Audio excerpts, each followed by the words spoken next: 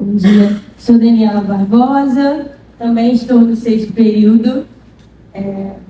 Eu sou pesquisadora e extensionista também do projeto de extensão de pesquisa Pensadores do Brasil, coordenado pela professora Graciele. Eu estou terminando o 1º período de estágio na VID de Nova Iguaçu, área de Infância, Juventude e Idoso, atende Nova Iguaçu e Mesquita. E eu espero que hoje a gente consiga trocar bastante, seja realmente um ambiente de troca e de aprendizado também mútuo, né? Para todos nós. Oi, gente, bom dia. Eu sou Daniela Rosa, também faço parte de Pensadores, assim como as meninas. Eu estou no 6º período. Eu estou no 1º período na área de família aqui em São Gonçalo, mas eu já fiz estágio em outra instituição, no NACA, no Movimento de Mulheres. E assim como as meninas, também vou compartilhar um pouco das minhas experiências ali na área de família, no Tribunal de Justiça com vocês. E a gente está em constante aprendizagem, então, por favor, a gente também está aprendendo e é isso. Não, mas tudo bem. Para começar, vou dar uma contextualização do serviço social no sócio jurídico. O serviço social ele começou no sócio jurídico em 1946, na Agência de Serviço Social no Juizado de Menores, e foi uma iniciativa do juiz Dr. Alberto Mourão Rousseau. Deixar mais próximo. Gente, se vocês tiverem dificuldade de escutar isso, vocês me avisam. Já em 47, foi criado o primeiro quadro de servidores estaduais, mediante um concurso público que foi feito pela Secretaria Estadual de Saúde. E aí, nesse concurso, 10 assistentes sociais foram classificados. E aí, pulando um pouco no tempo, já em 1951, é criado no bojo da estrutura do Judiciário a seção de serviço social do Juizado de Menores, como uma forma de reconhecer todo o trabalho que as assistentes sociais vinham oferecendo, né, para o Judiciário, né, que essa categoria profissional vinha oferecendo para o Judiciário.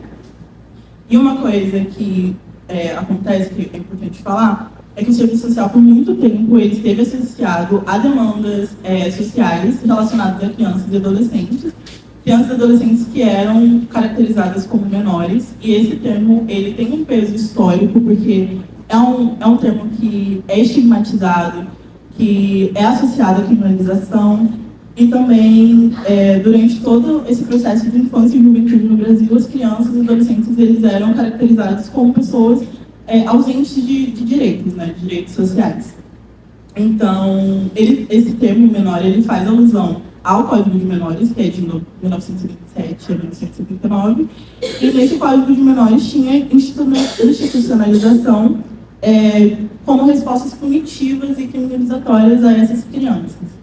Hoje em dia a gente já tem o ECA, que ele é de 1990, e ele prevê que todas as crianças e adolescentes eles são sujeitos de direitos, eles são sujeitos que devem ser protegidos pelo Estado, pela sociedade civil também, e eles têm uma prioridade absoluta em relação aos seus direitos e a sua capacidade plena de ter uma vida de qualidade, assim. Então, eu queria passar rapidamente essa parte sobre o Código de Menores, né, porque é muito importante. Mas, prosseguindo, falando um pouco mais sobre o trabalho das assistentes sociais em relação ao papel social, elas eram muito requisitadas essa mão de obra especializada, que é um trabalho especializado, e ele passou a ser necessário em outras áreas da justiça. Então, isso levou ao planejamento de um novo concurso, que ocorreu em 1988, e a partir disso foram selecionadas 70 vagas. Eu fiz alguns números para vocês que são importantes. 47 dessas vagas foram para a vara de infância, 10 foram para a execução penal, 13 foram para a vara de família, órgãos e sucessões, do Fórum Central. Isso em 88. Já em 90, teve uma nova convocação desses profissionais em relação a esse concurso de 1988, para poder lotar nas comarcas do interior. Então, todo esse processo, desde 46 até 1990, ele realmente estava associado, né, à atividade de menores, mas também a outras áreas que pediam pelo trabalho especializado das assistentes sociais. E eu falo das assistentes sociais porque a gente sabe que a nossa categoria é majoritariamente composta por mulheres. E ainda falando um pouco sobre o papel social, o serviço social, não são em todas as áreas, mas o serviço social ele tem como um instrumento, um procedimento metodológico, o estudo social. que é, segundo a Fábio, né, é um documento que tem a finalidade de conhecer de forma crítica e mais aprofundada as expressões da questão social ou então estudar uma expressão específica, porque o nosso objeto de intervenção é a questão social. Então, esse estudo ele vem para entender, compreender mais a fundo o que está se passando ali na vida dos usuários que chegam para atendimento no judiciário. E outra requisição que acontece também, que as assistentes sociais elas eram acionadas para realizar também esse acompanhamento social, de entender as vivências, as dificuldades, todas as questões que assim, perpassavam a vida dos sujeitos, dos usuários. Né? Assim, foi mais uma contextualização para que a gente pudesse entender mesmo como que começou o serviço social, essa categoria, em relação ao judiciário. E mais para frente a gente tira as dúvidas de vocês. Mas agora eu vou passar para as meninas, para elas sentarem um pouquinho.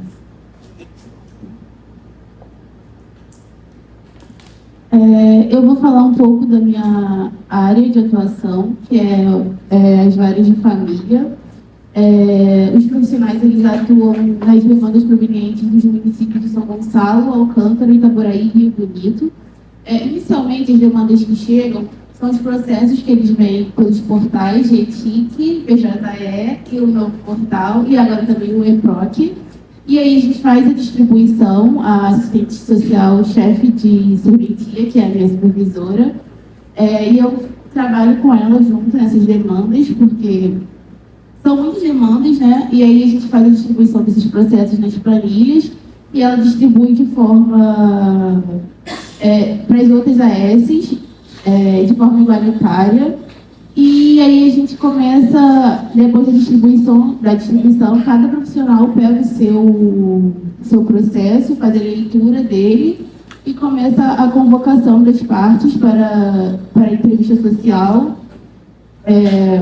E essa convocação é feita de forma via aplicativo de mensagem ou telefone. E aí a gente faz a escuta dessas pessoas e atende o que o juiz determinou, que é o estudo social.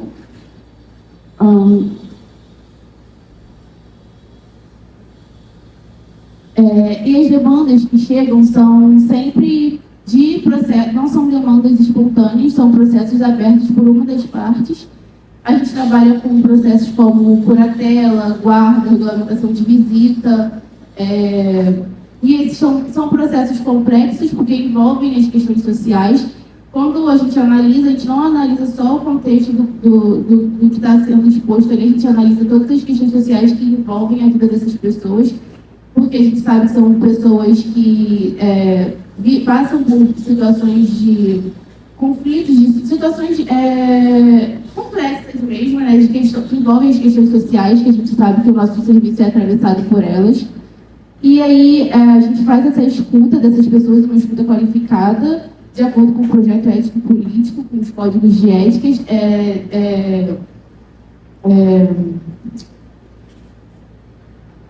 defendendo o direito das pessoas, em suma das crianças, quando são casos de guarda, a prioridade é a defesa do direito dessas crianças, da proteção a essas crianças, que é regulamentado pela lei.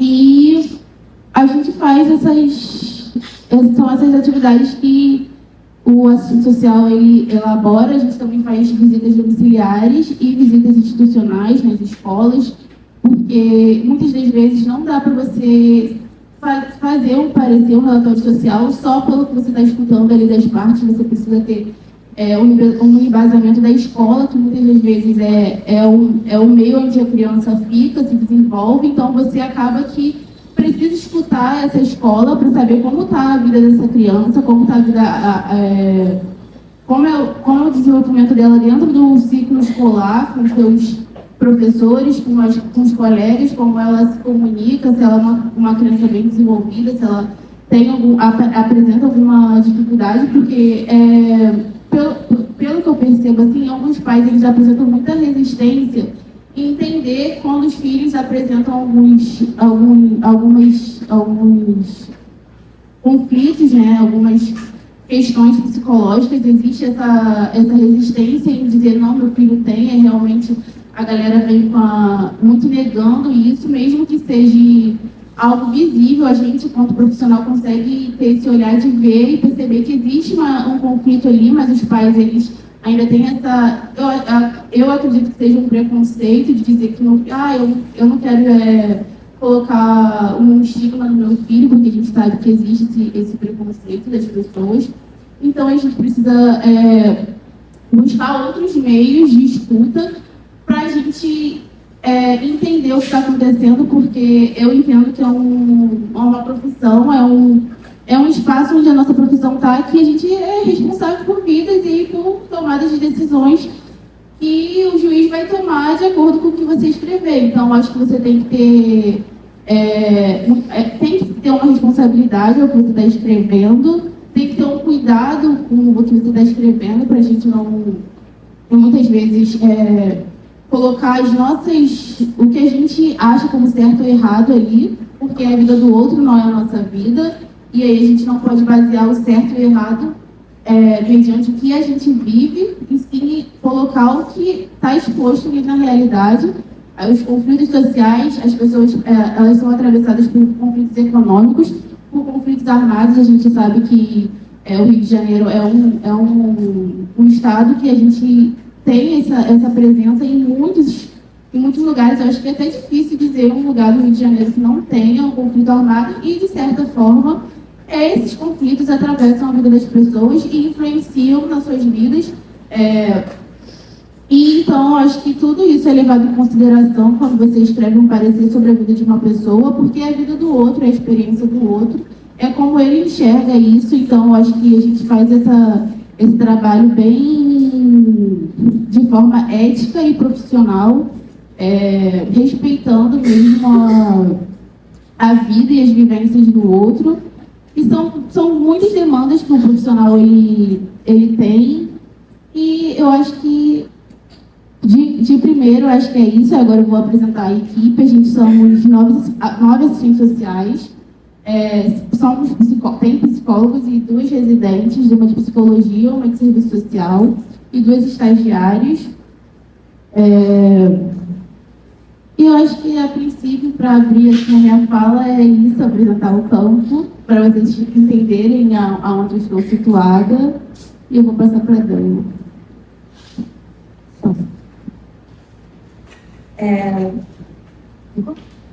Então, gente, eu sou da AVID, como eu já havia apresentado antes. Eu até coloquei as criancinhas ali para situar a vara de infância, juventude e idoso. E para entender um pouco da rotina, do cotidiano do estágio, eu acho interessante falar sobre o campo. Eu acho importante dizer que o campo do tribunal, o sócio-jurídico, ele é marcado por uma hierarquia, né, pelos operadores de direito ali. Então, a gente sente isso quando a gente está no espaço. Eu acho importante situar. Mas, apesar, né, de toda uma estrutura hierárquica, de ser dominado pelos operadores do direito, o papel do serviço social, ele evidencia que nós somos viabilizadores de direito, sabe? Porque enquanto tem tantos operadores de direito circulando ali e dominando o espaço, a equipe técnica, ela atua verdadeiramente como uma viabilizadora de direito e de instrução para os usuários que chegam até o tribunal e utilizam do nosso serviço. Eu acho que a equipe técnica, né, e o trabalho do serviço social dentro do tribunal também evidencia, não sei como que está a disciplina de política social 2 esse período, mas eu lembro que ano passado uma das intervenções que eu fiz na disciplina era falando sobre o imaginário social coletivo das assistentes sociais. E sempre tem aquela figura da boazinha e da malvada. E no tribunal isso fica bem expressivo, porque os usuários chegam lá, uns com essa visão de assistente social boazinha, né, no meu caso na vara da infância, aí ela vai me ajudar a adotar uma criança, e também como malvada, vai tirar a criança da minha família. Então a gente vê isso se expressando, e a gente tem o tempo todo a responsabilidade, né, o posicionamento ético de vencer essas barreiras e mostrar que nós somos profissionais que estão para além de ser a boazinha ou a malvada, mas está ali para realmente viabilizar direito. Eu acredito que durante o atendimento isso fica bem expressivo, né? Os usuários conseguem perceber isso. Falando um pouco sobre a rotina, para quem acha que aqui na universidade a gente lê muito, no estágio a gente lê muito também. E é bem interessante isso, porque a gente lê bastante. Eu lembro que o meu primeiro mês de estágio foi apenas leituras, minha professora de OTP sabe. E é interessante porque aqui na universidade nós estamos acostumados a ler leituras que fazem a gente refletir e estudar sobre o tema. No estágio, eu li muito também sobre isso, reflexões, né, sobre o trabalho com a infância, com a juventude, com o idoso, mas tem muita leitura com uma linguagem jurídica, que seria? Um juridiquês. Então, assim, são muitas leis, muitas normativas, muitas siglas, então é difícil de se adaptar a isso tudo. O primeiro mês minha supervisora foi maravilhosa e ela me deixou só com as leituras para eu me situar no espaço que eu estava. Então, foram muitos estatutos a serem lidos, muitas leis, muitas normativas. E isso foi crucial para eu conseguir levar e entender melhor os processos nos meses que se seguiram, né? Então, tem as leituras, né, que é principalmente no início, mas durante todo o estágio, as leituras dos processos, porque a gente tem acesso aos processos. Isso foi uma coisa que eu fiquei surpresa quando eu entrei, mas achei muito legal, então eu queria compartilhar. A gente tem acesso aos processos e são muitas páginas. Você chega lá, e são 200 páginas, e aí você tem que entender como que funciona a leitura dos processos. No início eu ficava meio perdida, mas a minha supervisora também me ajudou muito em relação a isso, a compreender o que realmente é importante ler para conseguir informações relevantes para proceder com o estudo social. Então, isso é uma parte também da rotina. Eu e minha supervisora, a gente criou uma planilha para poder fazer um raio-x de cada cada uma das crianças, né, que nós acompanhamos, cada um dos processos. E para essa planilha eu faço a leitura dos processos e preencho ela. E é uma planilha bem interessante porque a gente consegue demarcar as expressões da questão social que estão postas na vida de cada usuário, sabe? E é bom que eu consigo linkar com algumas coisas da universidade. É um espaço que eu consigo trazer algumas questões para minha supervisora que são pertinentes para preencher a planilha, intervir melhor. Então, é uma troca, né, dentro da rotina bem bacana. Além disso, tem a parte que eu tenho certeza que é bem interessante para quem ainda não fez estágio, que são as entrevistas, as visitas domiciliares, as visitas institucionais, que são realizadas em todos os estudos sociais. Tem pelo menos um desses instrumentos, né? Em geral, a entrevista é feita sempre. Em alguns casos, as visitas domiciliares, em alguns casos, as visitas institucionais, mas depois eu vou falar mais sobre isso. Tem a escrita do relatório, que é muito importante também a gente aprender sobre a escrita, se dedicar a escrever cada vez melhor. Porque o que se escreve no relatório, como se escreve no relatório, faz toda a diferença para a vida de uma pessoa, como a Dani falou. Vai subsidiar a decisão da juíza, sabe? E vai intervir diretamente na vida. Então, é muito importante que a gente se dedique aqui na graduação a escrever melhor, a melhorar a escrita, porque faz muita diferença na escrita do relatório.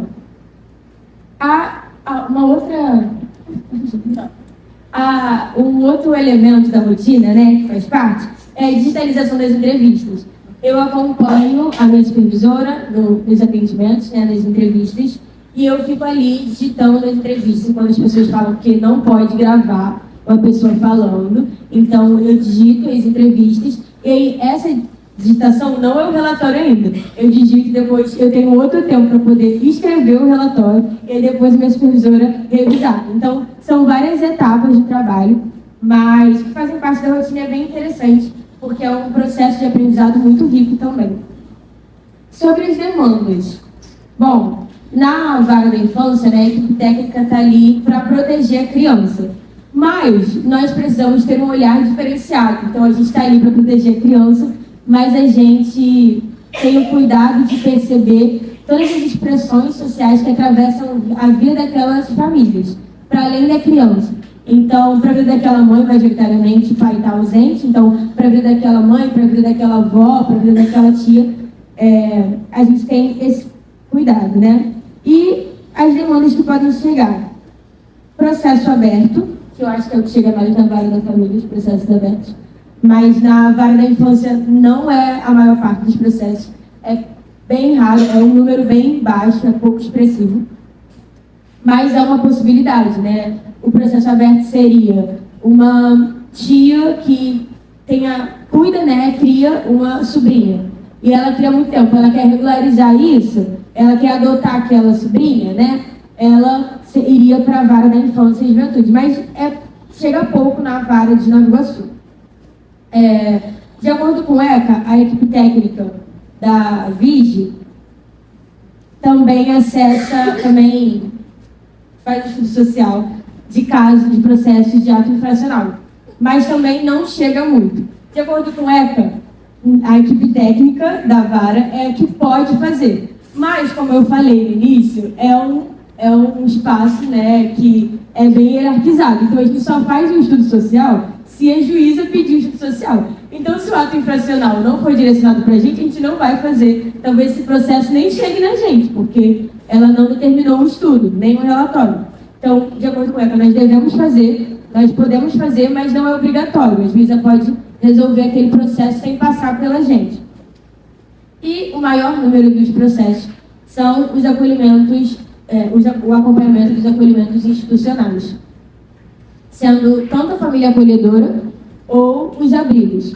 E aí, são muitos abrigos, em geral, acho que lá são uns 15 abrigos, por aí. E aí, cada assistente social acompanha 2 abrigos.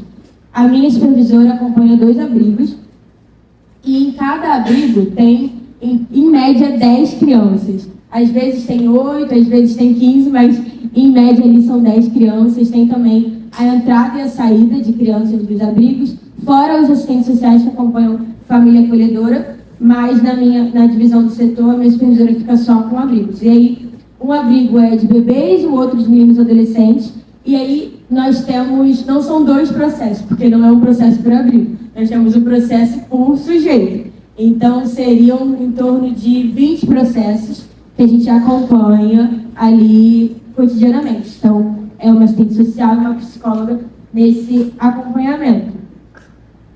Uma outra demanda que chega é a habilitação para adoção, que é uma coisa que sempre tem, mas aí como funciona lá? Espera chegar a um número expressivo, né? Em geral, espera chegar no máximo 12 pessoas.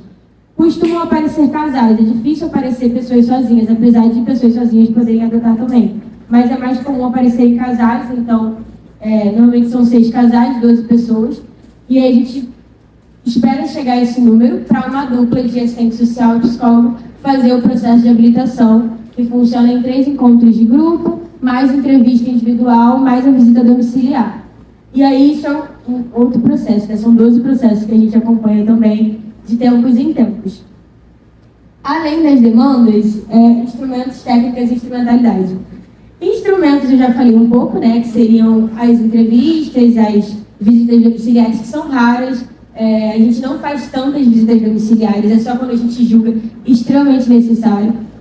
Tem, em alguns momentos, alguns outros veículos ali do sócio jurídico pedem uma visita domiciliar, mas a gente só faz a visita domiciliar se a gente realmente achar necessário. Não é porque alguém pediu, né? O Ministério Público pediu que a gente vai fazer. É só se a gente realmente achar necessário, até porque a gente só responde à juíza.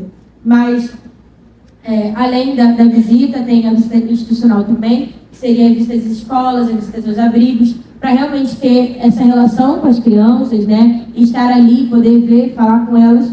O relatório social, que é a escrita, e o estudo social, que é o que compila tudo isso. São etapas, né? Que estão dentro do estudo social. O mais importante, que eu até grifei que o mais importante, é a instrumentalidade. Eu acho que isso faz toda a diferença. Eu tive a oportunidade de fazer a disciplina de técnicas de intervenção antes de começar o estágio.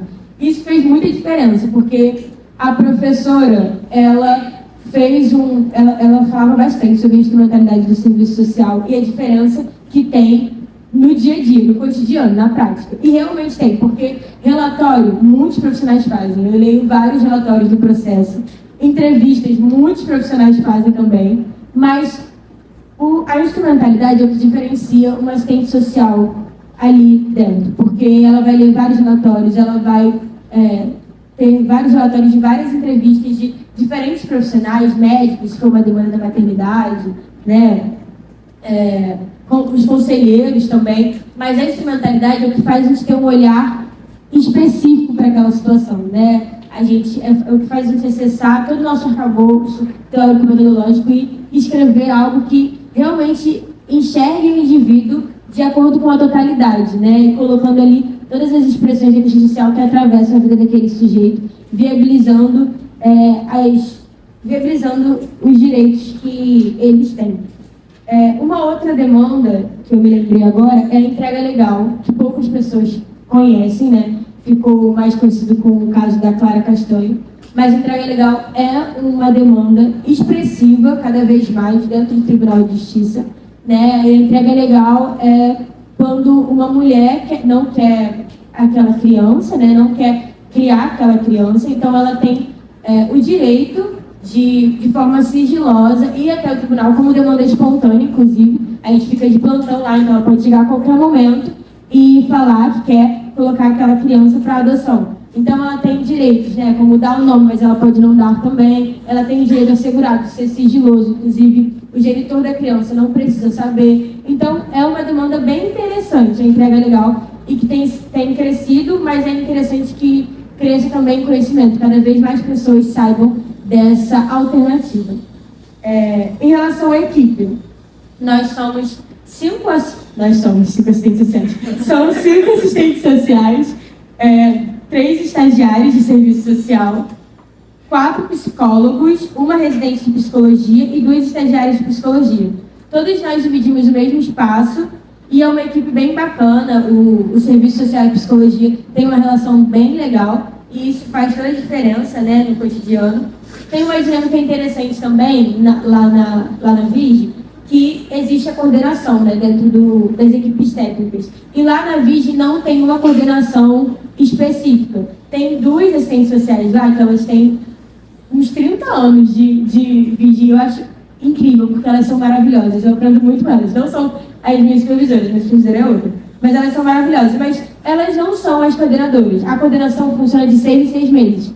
Então, tem uma rotatividade, né? Troca. De 6 em 6 meses, tem uma coordenadora diferente no serviço social. Isso é bem interessante porque, quando eu descobri isso, e estudando, entendendo o local, né, a instituição, eu vi dentro da equipe essa dinâmica de trabalho como uma forma de quebrar todas as hierarquias que tem naquele espaço. Porque o espaço do sócio jurídico já é extremamente hierarquizado, já é extremamente demarcado. E lá na VIG, elas têm essa contraposição de ter uma equipe extremamente horizontal, em que tudo elas resolvem coletivamente e que dá trabalho, e dá bastante trabalho, porque gera bastante debate, mas é muito bom aprender com elas nesse sentido, porque a dinâmica de trabalho também é uma forma de combater a hierarquia e é uma forma de resolver coletivamente, resolver de forma horizontal. E é eu fico muito feliz de ter a oportunidade de crescer com elas. Não tem ninguém da minha equipe hoje aqui, gente, mas elas sabem o meu carinho, porque eu aprendo muito com elas. E é uma equipe maravilhosa. Agora eu vou passar para a Amanda. Falei muito. Você tem que social, né?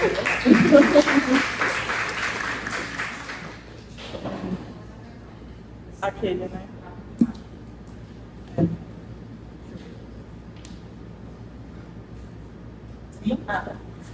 Gente, como eu havia falado, o SEAS é o Serviço de Apoio às Redes Sociais e é a parte da gestão. Quando eu entrei, que eu consegui passar para o estágio, foi uma coisa que me chamou muita atenção, porque, como eu havia dito no início, a gente não fala tanto sobre as ciências sociais na gestão durante a graduação. E eu fiquei pensando, o que eu vou fazer aqui? O que elas fazem? Qual que é o trabalho? Eu vou fazer um pouco um caminho inverso, eu vou falar um pouco sobre a equipe, que no caso é composta são 2 assistentes sociais, uma delas é a supervisora, que é chefe de serviço, tem o apoio técnico, que é pela Fernanda, e ela é dividida também, porque ela coordena o apoio técnico aos convênios voltados à atuação de equipes criminais técnicas, e tem também o apoio administrativo. Além de mim, tem mais uma estagiária. O apoio administrativo é feito pela Jaqueline. Eu queria falar um pouco da equipe antes, porque eu acredito que gente, assim, é uma carga de trabalho gigantesca. Como eu havia falado, na gestão a gente tem um olhar mais ampliado em relação ao todo, porque os nossos usuários, entre aspas, são os assistentes sociais. Agora a gente está com 297, não sei. 298 na Constituição de Brasília. 298 do Estado, assistentes sociais. E geralmente elas chegam ao SEASO com diversas demandas. Entre elas, tem de orientações técnicas e éticas, porque pode acontecer de terem casos em que existem competências e atribuições indevidas que não fazem parte do trabalho das assistentes sociais. Tem também questões de remoção e lotação. Tem muitas assistentes sociais que acabam adoecendo ou então se aposentam, e aí o trabalho é pensar como que essa equipe vai ser afetada, porque tem um atendimento individual, mas é pensando no coletivo, é pensando na equipe. Então, como que essa equipe ela vai ser afetada se essa assistente social for lotada aqui ou se ela for removida daqui? E tem também muitas questões em relação à carência profissional, justamente pela aposentadoria, mas especialmente pela questão de saúde. Então, são demandas que chegam, assim, diariamente, né? Especialmente em relação a orientações técnicas e éticas. Além dessas questões de saúde, tem também em relação ao auxílio. Muitas vezes as assistentes sociais ela vai prestar auxílio em uma equipe, mas ela vai prestar auxílio em outra equipe, talvez em outra equipe, justamente em relação à carência. Então, tudo isso gera sobrecarga, tudo isso gera um adoecimento mental, emocional, físico, sem contar, gente, a quantidade de demandas que elas têm, como as meninas falaram, como a Dudu falou agora. É um trabalho assim, gigantesco, e às vezes tem quantidade assim, inferior de assistentes sociais, enfim, outras pessoas, no caso psicólogos, para atender os usuários em determinada região. Então, falando um pouco sobre essas demandas que chegam.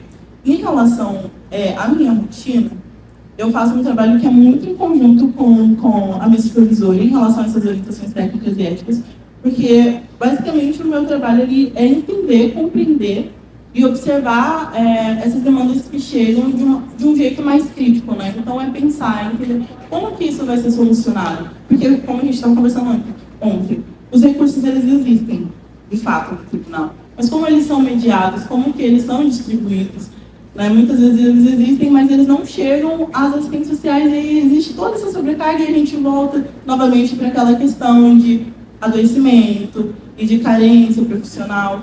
Então, tem essa parte minha de contribuir com a resolução dessas problemáticas, né, que chegam. E eu estava até conversando com a minha supervisora, que eu falei, gente, qual que é, assim, a minha importância aqui?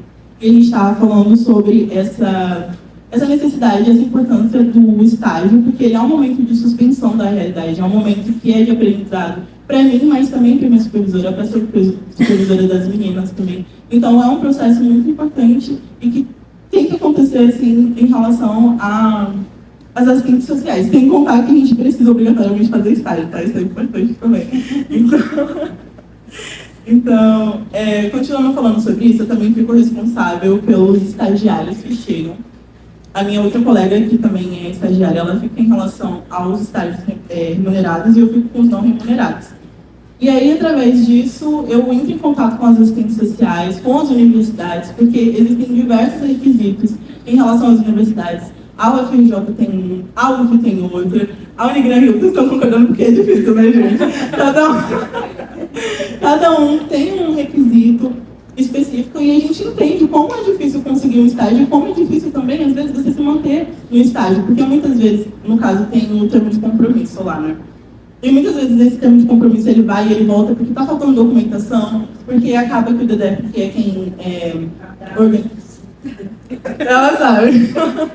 E geralmente eu sempre estou em contato com as assistentes sociais, inclusive, que estão aqui, porque, como eu falei, né, são diversas equipes, e aí acontece do termo de compromisso voltar, ou então a estagiária ela tem alguma questão que não vai conseguir resolver naquele tempo, mas aí ela também precisa está dentro da carga horária específica, porque cada universidade tem uma carga horária. Então, é um trabalho... Oi? Teste de resistência. É um teste de resistência, gente. Sempre que começa o período, é uma loucura, Eu falo que tem um momento de tranquilidade e tem um momento de loucura, tem um momento de tranquilidade. E assim, é um trabalho muito importante, justamente porque foi o que eu falei, né? A suspensão da realidade. é o aprendizado contínuo, é a necessidade dos estagiários estarem nos espaços socioocupacionais, especialmente porque a gente não tem uma disciplina assim de uma prática profissional. Então, realmente, a nossa prática, o nosso conhecimento sobre o trabalho das assistentes sociais é durante o estágio, né? E aí, falando, né, um pouco mais sobre esse parecer, como eu tinha falado, então é ratificar, no caso, comprovar que os estagiários, eles têm, sim, condições, eles têm, sim, condições de estarem naquele estágio, a assistência social tem condições de aceitar aquele estagiário, porque também, né, acaba acontecendo o contrário também. Às vezes a assistente social não tem mais, enfim, vaga para aquele lugar, e aí a gente tem que pensar onde que esse estagiário vai ficar, porque a gente entende que ele precisa daquela, no caso meu não remunerado, mas tipo, os que precisam de bolsa, eles precisam de bolsa, então eles precisam estar lotados em algum lugar. Entender também os critérios, os requisitos e o melhor caminho, assim, em relação à equipe como um todo, né? Porque não é só pensar no estagiário, é pensar nas assistentes sociais também, especialmente porque a gente sabe que, enquanto estagiários, a gente tem uma contribuição muito valiosa para as assistentes sociais, especialmente num cenário de carência profissional. Obviamente, a gente não vai fazer o trabalho das assistentes sociais, porque ainda não somos formados, mas a nossa contribuição é importante para, como eu tinha falado, entender os processos, pensar, como acontece muito em relação comigo e a minha supervisora, né? Como que a gente vai ajudar, entre aspas, a gente, mas auxiliar essa assistente social nesse caso? Muitos casos também de... né? Muitos casos, assim, em relação a assédio, em relação justamente a essas competências e atribuições indevidas. Então, assim, pense, são 298, são diversas equipes. É um trabalho que é muito sobrecarregado, né? Inclusive, teve agora a questão do concurso público. Não sei se vocês estão acompanhando, mas esse é o concurso para o judiciário. Nesse concurso, 120 assistentes sociais, 120? Psicólogos, não se fosse assistentes sociais, né? 120 psicólogos foram chamados, 26 assistentes sociais e 17 comissários de justiça, sem contar os oficiais de justiça. Então, assim, gente, é um cenário de precarização, é algo que acaba tirando as nossas esperanças, porque a gente entende o trabalho das assistentes sociais, a gente entende o nosso valor, a gente entende a nossa contribuição, não só para o judiciário, mas, enfim, para a sociedade como um todo. Então, é uma coisa que eu queria trazer, porque, estando na gestão e entendendo essa visão ampla de tudo, a gente acaba entendendo o peso que vai ser para todas as equipes. E não só para as equipes, para as assistentes sociais que são sujeitos de direitos antes de tudo, né? E para os estagiários e para os residentes que vão acabar sofrendo todos esses impactos. Ai, gente, enfim, me exaltei aqui, mas... é porque, gente, é muito revoltante. É muito difícil. Eu estava conversando com a minha supervisora e ela estava falando que a gente, às vezes, tem que fazer o triplo, o quádruplo para conseguir estar no lugar. A gente entende o quanto o serviço social ele é subestimado, sim. Ele também é subalternizado a outras categorias e a gente tem o nosso valor, né? Então, mas, falando um pouco sobre os instrumentos, lá a gente tem a visita institucional e os pareceres, mas eles são um processo de remoção e lotação, que eu havia falado no começo, em relação à mediação, de como que a gente vai lotar as assistentes sociais, como que ela vai prestar auxílio para as outras equipes também. Tem muitas reuniões, tem reuniões de rotina, que são em relação a diversas equipes, mas também tem a de equipe, que é em relação a uma equipe específica. Por exemplo, a reunião sobre a equipe da equipe, que é a equipe técnica interdisciplinar, vai ser especificamente daquela. Em relação à rotina, é quando afeta todas as equipes que tem no judiciário. E tem as pessoais também, que são as que eu ainda não participo, porque são relacionadas a questões pessoais das assistentes sociais. Então, né, a gente entende que, obviamente, a gente não tem conselho de ninguém, mas essas reuniões também acontecem porque o CIAS é justamente serviço de apoio. E tem até essa contradição, né? Porque está na corregedoria, então tem aquele negócio de fiscalizar, de ver se está funcionando, se as equipes estão funcionando, mas a gente tem todo um cuidado para que não seja esse caráter fiscalizatório, e sim que seja de auxílio, de suporte realmente, porque, enfim, é um trabalho que é muito complicado, assim, né? Uma coisa que eu queria falar sobre os instrumentos, que a Dani falou sobre instrumentalidade, aí me conversa com a supervisora, porque a gente conversa muito, assistente social gosta de conversar. ela está falando sobre a técnica, que para além dos instrumentos é a técnica, né? Que é você saber manejar os instrumentos. Porque assim, gente, como a pessoa pode escrever um relatório, como você falou, né, você já leu diversos relatórios, outras pessoas podem escrever pareceres, estudo social já é algo que é da nossa competência, mas podem escrever também. Só que a forma que a gente vai escrever, como a gente vai falar sobre a vida do outro, é o que importa. E uma coisa que a gente fala bastante também é que a gente vai escrever o documento e depois ele vai sair das nossas mãos, mas a pessoa que tiver acesso àquilo vai ter acesso à história dela. Então, qual que é a história que a gente está descrevendo? Qual que é a história que a gente está contando? Principalmente em relação, né, talvez, às crianças que depois vão crescer. Direito à origem. Então. Direito à origem, tudo isso, né? Então, são questões, assim, que eu gostaria de trazer para vocês. Para além disso, tem também, durante esse período de estágio, tem também o desenvolvimento da ação profissional, porque eu estou aprendendo muito com elas. Lá a gente divide espaço com outros setores também, que tem o serviço de apoio aos psicólogos, serviço de apoio aos comissários de infância, né? Então eu tenho contato com outros estagiários, e isso é muito importante para o meu desenvolvimento, porque a gente acaba tendo outras perspectivas também, a gente aprende muito com os outros. Então tem as garotas que fazem psicologia, que fazem direito, enfim, tudo isso soma. Porque, como eu falei, né, a gestão, por mais que não seja um atendimento individual, esse atendimento que vai ser para a equipe vai afetar os indivíduos, sabe? Faz sentido isso que eu estou falando? É uma questão de você olhar o todo, mas você entender que cada um carrega suas particularidades e ele também vai ser afetado. Então, assim, estar na gestão e estar... que são processos administrativos, tem algumas questões que as meninas fazem, que eu acabo não fazendo... não, mentira, eu tenho que falar mais uma coisa para vocês, gente.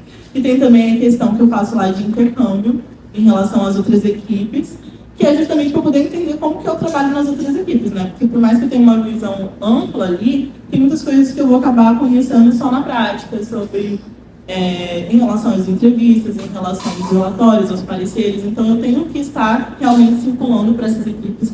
No momento eu estou na ITIC, participei de uma entrevista, né, que era em relação a curatela. E, enfim, assim, tem sido um momento assim, de muito aprendizado, de muito conhecimento. E eu acho que é muito interessante estar nesse espaço da gestão, porque, como eu tinha falado, não é uma coisa que a gente estuda muito na universidade, na graduação, mas, assim, gente, o trabalho da assistente social, ele é amplo. A gente consegue estar em diversos espaços e o nosso trabalho, ele tem que ser valorizado, ele tem que ser reconhecido.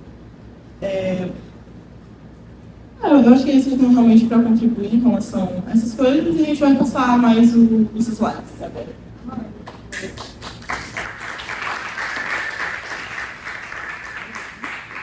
Eu quero fazer um adendo que a Amanda falou, que é a história do outro que a gente está contando. E lá onde eu estou situada, geralmente quando os casos chegam, é porque existe um conflito. Então você tem que, sabe, ter um olhar da escrita de maneira que esses conflitos eles sejam amenizados e não gerem mais conflitos. Então acho que existe essa importância e essa atenção em escrever de maneira que você vá amenizar conflitos e não provocar novos conflitos. Então, acho que esse é o papel também do assistente social, porque muitos casos que chegam com litígios graves e que a gente precisa intermediar ali entre as partes, essas situações, ver o que a gente vai colocar. Algumas coisas a gente nem adiciona, porque a gente sabe que isso vai gerar mais conflito entre eles, e esse não é o nosso papel ali. O nosso papel é amenizar os conflitos que existem e não provocar mais conflitos. Então, acho que também tem essas questões que a gente tem que pontuar ao escrever um relatório sobre a vida do outro, porque as partes têm acesso àquele relatório. Então, elas vão ler o que uma está falando sobre a outra. Então, você tem que ter essa atenção ao escrever também. A gente chega depois. A Amanda falou em relação a esse cuidado, e a Dani também, e eu me lembrei sobre a particularidade da entrega legal, porque a entrega legal é sigilosa em relação àquela genitora, mas a criança também tem pelo ECA o seu direito assegurado à origem, então tem que ter muito... Não, a entrega legal eu já tinha situado, né, o que era a entrega legal em relação à genitora poder entregar o seu bebê para adoção, mas aquele bebê vai crescer e ele vai ter direito à origem, que é assegurado também. Então, a gente tem que ter um cuidado para escrever o relatório de forma que aquele cidadão, né, aquele adulto, quando voltar aquele relatório, consiga ler, né, e que esteja ali explícito tudo o que aconteceu. Mas a gente tem que ter um cuidado que uma pessoa vai ler aquilo ali, sabe? E é uma vida lendo aquilo ali depois, sobre o que aconteceu com ela. Então, é importante a gente ter realmente um cuidado, um bom manuseio com as palavras, para que tudo que é realmente pertinente seja colocado no relatório, mas com o cuidado das palavras, né? Com o jeito das palavras. E também essa questão da escrita, porque as pessoas que estão lendo não têm o mesmo conhecimento que a gente que está na graduação tem. Então, acho que você tem que escrever de modo que a pessoa entenda o que está sendo escrito ali sobre a vida dela. Apesar de estarmos no judiciário, eu acho que a gente tem que ter essa atenção de ter uma escrita simples para que qualquer pessoa consiga entender o que está sendo dito, porque escrever também é muito complicado, às vezes a pessoa vai ler e não vai entender nada do que está sendo escrito, e aí eu acho que também não é o nosso papel, quanto assistentes sociais. Se a gente está na luta contra as questões sociais, eu acho que isso é uma coisa que a gente tem que ter atenção, de se fazer entender para qualquer pessoa. Eu acho que essa é a nossa... Eu acho que é um papel importante também na nossa categoria. E agora a gente vai abrir para as perguntas. Vamos abrir para as perguntas? Gente.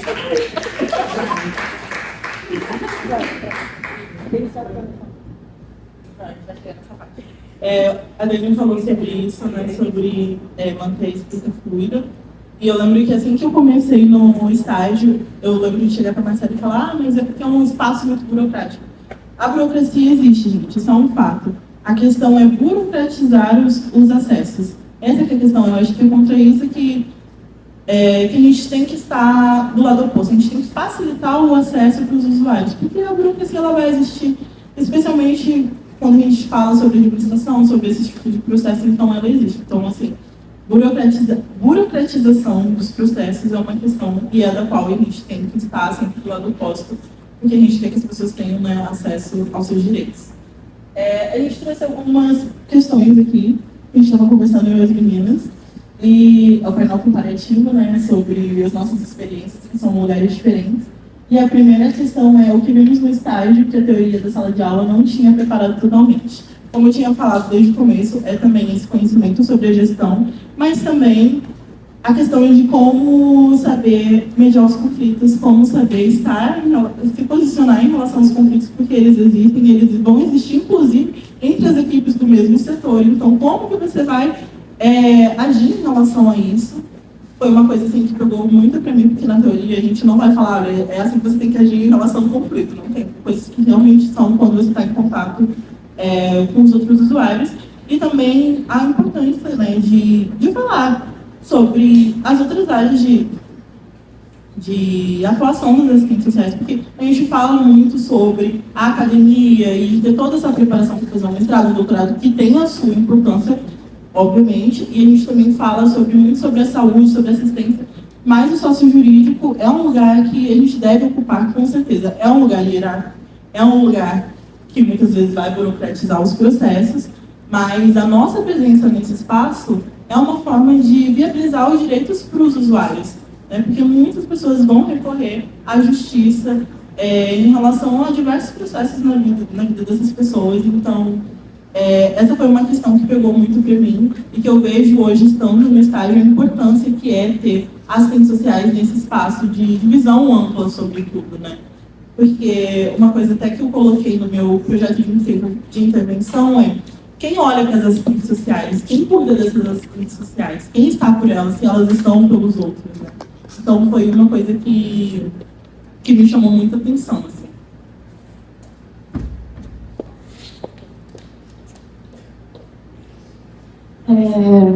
Para mim, eu acho que a faculdade ela não nos prepara para lidar com os serviços e o quanto eles são precários. Eu acho que assim, existe uma precarização dos serviços no qual os assistentes sociais eles atuam. Então, eu acho que isso ele impacta diretamente no fazer profissional, porque assim, se os serviços eles não funcionam e a gente trabalha com eles, o que a gente vai fazer para viabilizar os direitos dessas pessoas, se o serviço não funciona? Se não existe uma articulação das redes, se as redes elas não funcionam. Porque, por exemplo, lá no campo onde eu estou, a gente faz muitos casos de curatela, então a gente precisa ter, em alguns casos, contato com as RTs. Muitos casos as pessoas as famílias não querem ficar com seus curatelados. É que elas não têm condições de manter uma pessoa só com BPC, porque assim, em alguns casos as pessoas que cuidam dessas pessoas, elas precisam sair dos seus trabalhos para se dedicarem integralmente para essas pessoas, e o salário mínimo de BPC não supre as necessidades, porque se você vai num posto de saúde e não tem um médico, a pessoa precisa pagar aquele médico, a pessoa precisa pagar a fralda, que em muitos casos essas pessoas utilizam, remédios que quando você chega no posto, é uma garantia por lei, não tem, então você tem que pagar. Então, eu acho que assim, essas questões, elas atravessam o fazer profissional, e a faculdade ela não nos prepara para isso. Ela não fala assim, olha, quando vocês estiverem lá na ponta, não vai ter isso, e vocês vão fazer o quê? Como vocês vão fazer? E aí você fica nesse vai para lá, vai para cá, pensa aqui, aí pensa que tudo bem, isso aqui vai dar certo, mas isso aqui não vai, então você tem que pensar uma outra perspectiva. Eu acho que essas questões a faculdade ela não te prepara para... A faculdade ela não te prepara para atuar, e aí você vai aprendendo mesmo no cotidiano profissional a lidar com essas questões, a entender que infelizmente não vai dar para a gente fazer o que a gente queria da melhor forma possível. E aí eu acho que essas questões ela precariza o serviço do profissional que está ali empenhado em fazer o seu papel, porque a gente somos pagos para fazer da melhor forma possível, mas os serviços eles não nos ajudam, então acho que isso traz uma precarização para os serviços, e eu acho que a faculdade ela não prepara você para isso, e na hora ali que você vai aprendendo, e no campo de estágio você vê isso já, e aí você vai vendo o seu supervisor tentando de um lado para o outro, e aí você já vai entendendo a realidade que te espera. Uma coisa que eu acho que a faculdade não prepara é que nós vamos lidar com pessoas reais, com vidas reais. Acho que a faculdade não prepara para isso, mas não tem como preparar, sabe?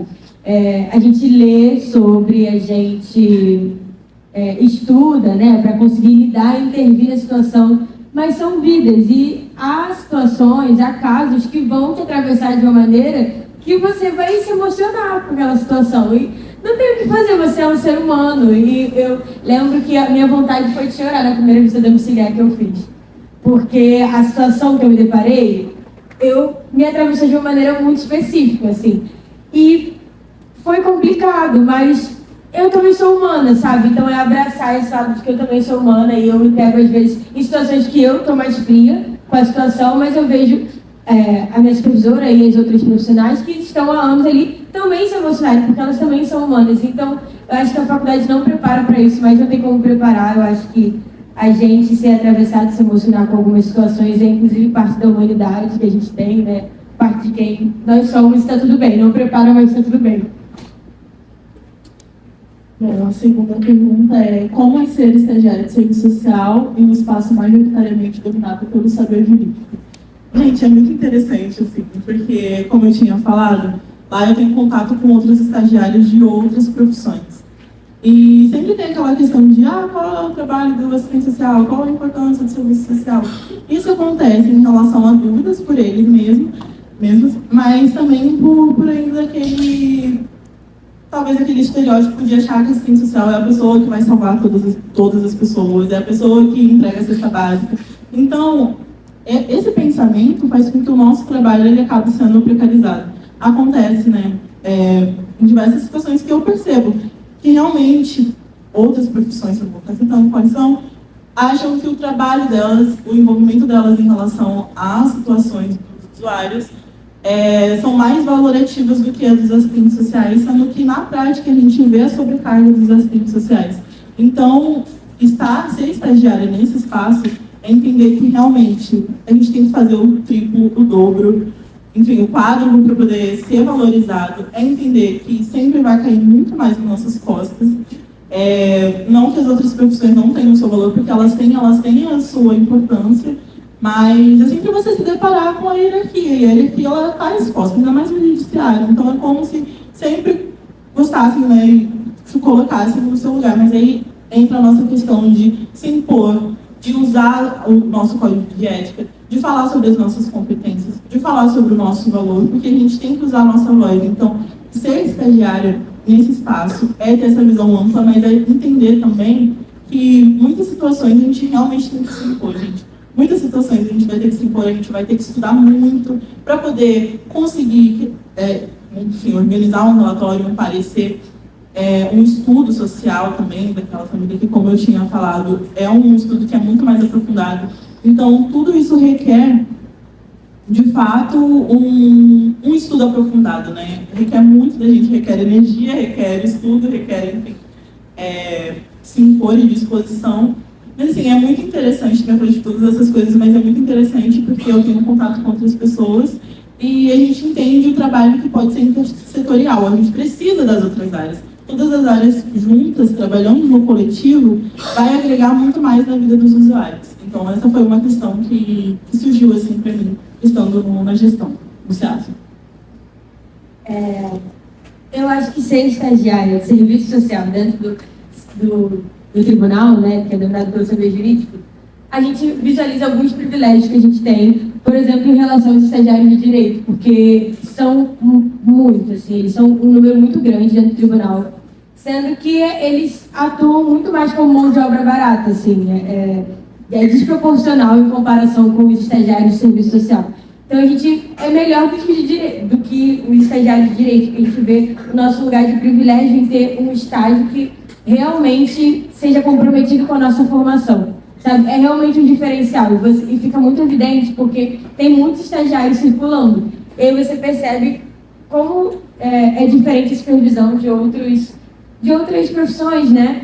E como é importante ter um estágio que seja realmente preocupado com a sua formação, que tenha tempo de supervisão, que tenha tempo de leitura, que tenha tempo de diálogo, que dê espaço para o estagiário falar. Então, para mim, eu olho nessa perspectiva positiva de que realmente é bom o tipo de estágio que nós temos, que é um estágio que tem leis, né, que nos asseguram, né, tem uma normativa do estágio do serviço social que faz toda a diferença para o nosso estágio que seja realmente de forma que contribua com a nossa formação profissional, sabe? Eu acho que a gente não só aprende fazendo, a gente aprende com orientação também, com o diálogo durante todo esse processo. A gente não é só jogado lá na Cova dos Leões, tem realmente uma ajuda da nossa supervisora o tempo inteiro e uma orientação da nossa supervisora o tempo inteiro que é crucial.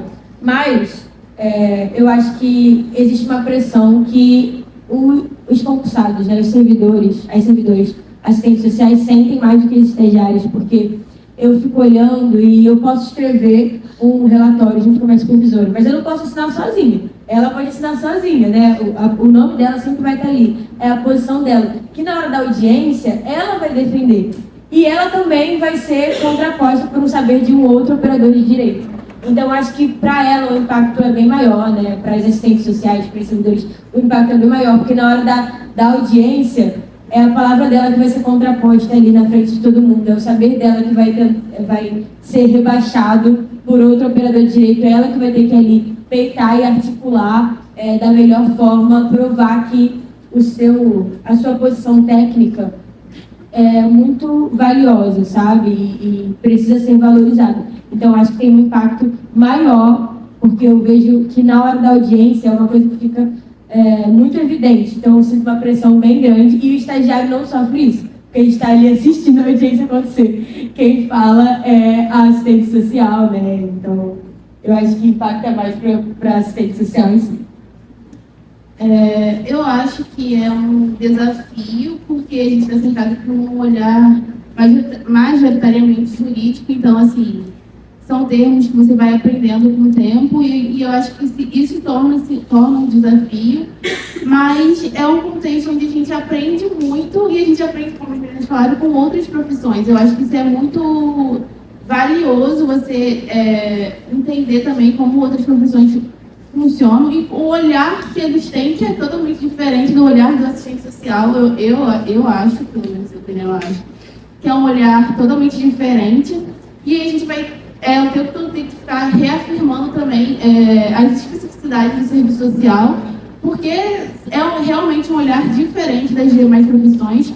E aí a gente também tem que demonstrar as nossas relevâncias críticas, a análise da realidade, porque a gente trabalha na análise da realidade dos sujeitos, então acho que a nossa visão é diferente por conta disso. A gente está analisando as especificidades das questões sociais que englobam a vida dessas pessoas, então a gente tem um olhar crítico dessas questões, e eu acho que eu gosto também muito, gente. Importante falar que é um campo que eu me identifiquei muito.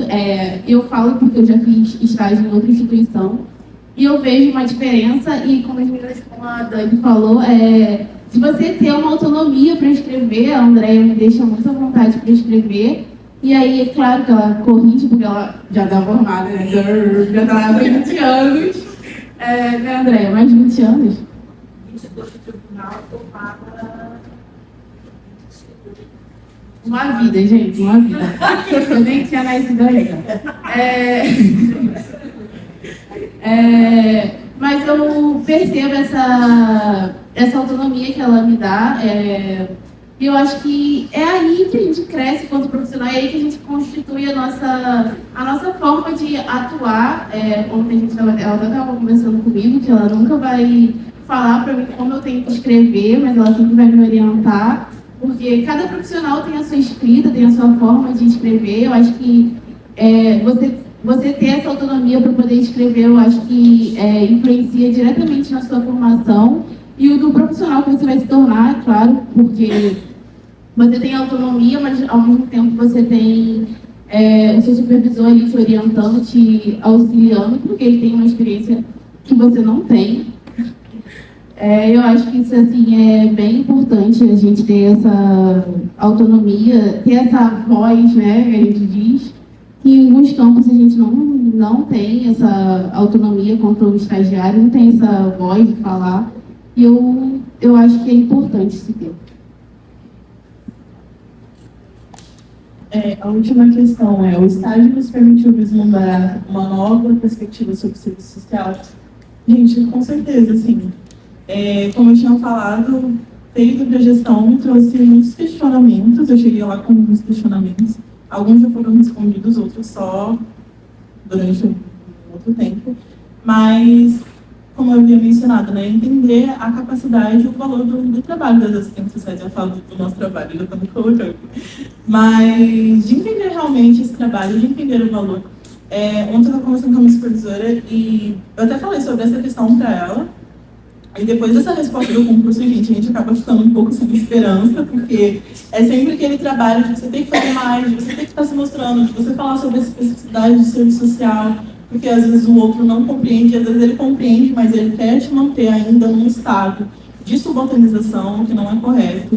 Então, me trouxe muitas assim, esperanças sobre a cultura. É uma área que eu me identifiquei bastante, achei muito interessante justamente por entender, né, quem são as assistentes sociais que estão na ponta, como que a gente pode auxiliar essas assistentes sociais, como que a gente pode pensar na equipe como um todo, porque pensar na equipe é pensar no coletivo, mas é pensar no individual também, e é pensar nos usuários que vão ser atendidos por essas mulheres que estão sobrecarregadas, que estão muitas vezes em um declínio de saúde mental devido às demandas que são em excesso, ou então precisam se aposentar, enfim.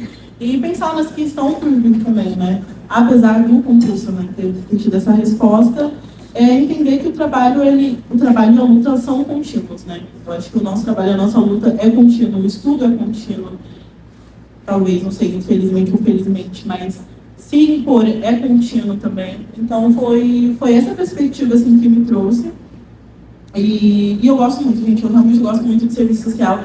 E a gente tem que entender qual que é a função do serviço social. Porque muitas vezes vão chegar pra gente e vão falar, tá bom, mas o que você faz? A gente tem que saber falar sobre isso, a gente tem que saber falar sobre isso, mas com domínio, né? E com certeza também. Não só falar, mas agir de forma profissional.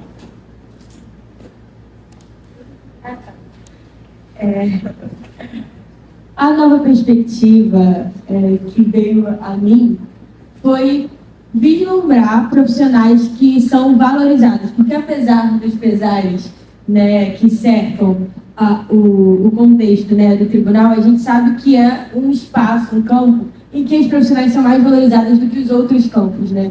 A gente vê, com base até no estágio, que a gente vê no estágio na assistência, na saúde, a gente sabe que no sócio jurídico existe uma valorização maior, apesar de todos os conflitos, de todos os desafios. Então, estar num espaço que você vê uma profissional, né, vivendo da profissão que você quer assumir daqui a um ano, e ver que ela consegue realmente viver e ser valorizada, né, e ser bem remunerada por isso, é simplesmente um conforto, assim, uma esperança. Apesar dos pesares, apesar de todos esses conflitos, dessa correlação de forças, dos resultados que sempre vão existir, do resultado dos concursos, você estar no cotidiano com uma profissional valorizada pelo seu trabalho é uma esperança de que você também pode chegar lá, sabe? Que mesmo com todos os obstáculos, é possível a gente também ocupar esse lugar, ainda mais quando você tem uma supervisora que é parecida com você. E isso é fenomenal. Então, acho que essa nova perspectiva de estar realmente num espaço que eu convivo com profissionais valorizados. Eu não só ouço falar, mas eu convivo com profissionais valorizados. Me fez ter uma nova perspectiva em relação à importância do profissional ali dentro daquele ambiente, como eu já falei de outros, já pontuei, que é um profissional que tem um olhar totalmente diferente das outras profissões. Então, acho que entender a importância do profissional dentro do sócio jurídico, eu acho que me fez vislumbrar uma nova perspectiva do serviço social, porque a gente está ali no sócio jurídico, você tem muitos advogados, juízes, profissionais que não têm essa visão social que o serviço social tem. Eu acho que isso me fez ter uma nova perspectiva da profissão. E, gente, também a remuneração, é óbvio que a gente estuda para ganhar pouco. Eu acho que a gente tem que, inclusive, eu acho que a gente tem que lutar por todas as categorias da profissão serem bem remuneradas, porque é um trabalho extremamente difícil, é um trabalho extremamente cansativo psicologicamente. Você lidar ali com conflitos que muitas das vezes não está dentro da sua realidade, mas é a realidade do outro. Eu acho que, de certa forma, te atravessa muito, principalmente quando você está no campo da violência, e quando no campo da violência contra crianças e adolescentes, eu sei porque eu já estive nesse ambiente. Então, acho que a gente também tem que estar nesse lugar de lutar por melhores remunerações para todas as pessoas todos os nossos profissionais, independente do campo em que ele atua, porque em todos os campos, os assistentes sociais eles estão desempenhando atividades que são de suma importância e extremamente cansativas psicologicamente, principalmente, porque te atravessa. Eu acho que não tem como você lidar com situações de violência contra criança, contra mulher, enfim, de precarização, e não te afetar de alguma maneira. Aquilo vai te afetar, e é por isso que a Amanda pontuou, né, das questões psicológicas do profissional. Acaba que a pessoa fica muito desgastada psicologicamente, e aí vem os agravos psíquicos. Então, acho que a gente tem que estar nessa visão, né, de querer estar num ambiente onde tem uma boa remuneração, mas também de estarmos sempre em luta para que outras pessoas que estão em outros campos também tenham remunerações parecidas com a nossa. Eu acho que a gente não pode se acomodar nos nossos privilégios. Não falo nós, não, porque eu não sou. Mas eu acho que a gente tem que se colocar... Quanto pessoas em informação, a gente tem que ter essa visão de pensamento, de estar em lugares privilegiados, mas de lutar para que todos nós, da nossa categoria, eu acho que é importante ter esse pensamento, de lutar para que toda a categoria tenha uma boa remuneração, entendendo a importância do trabalho em todos os campos e áreas que ele atua. E é isso.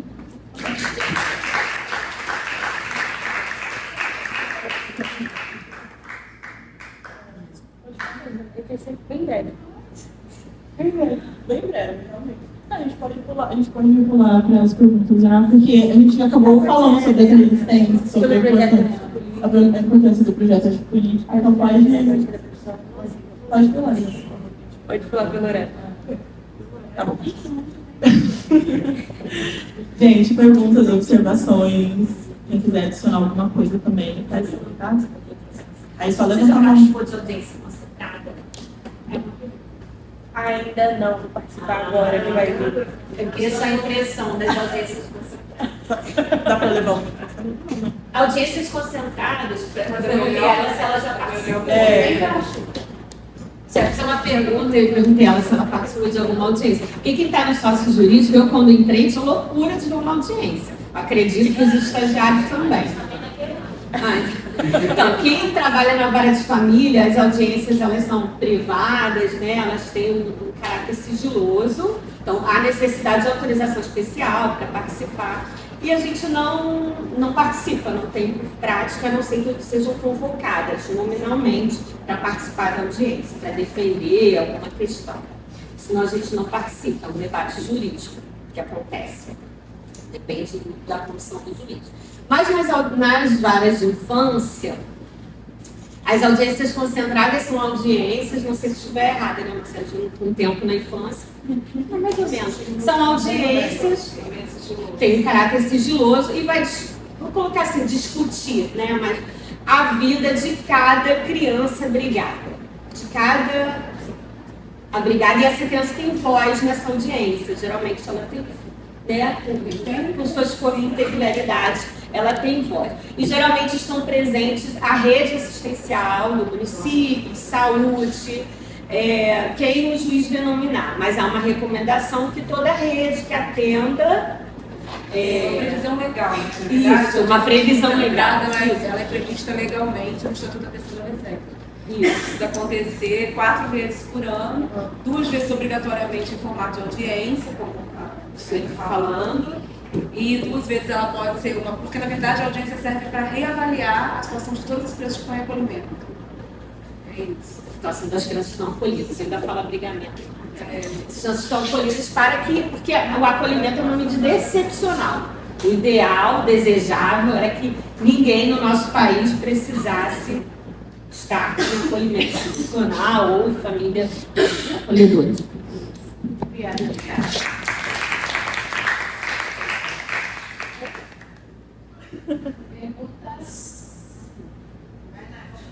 Dúvidas? Bom dia.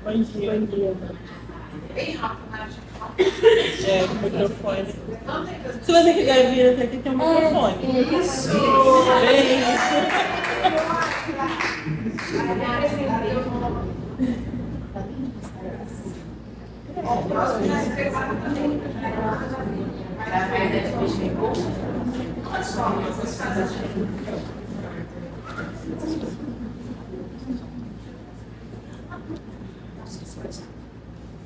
Bom dia, meu nome é Natália, sou aluna da professora Graciele, estou no 4º período e a gente está fazendo um trabalho e a nossa área que a gente está pesquisando é sobre as mulheres. E a gente tem uma pergunta: como assistente social atua no processo sociojurídico para enfrentar a culpabilização materna e promover a compreensão da responsabilidade compartilhada entre pais, família e sociedade na educação e cuidado dos filhos? A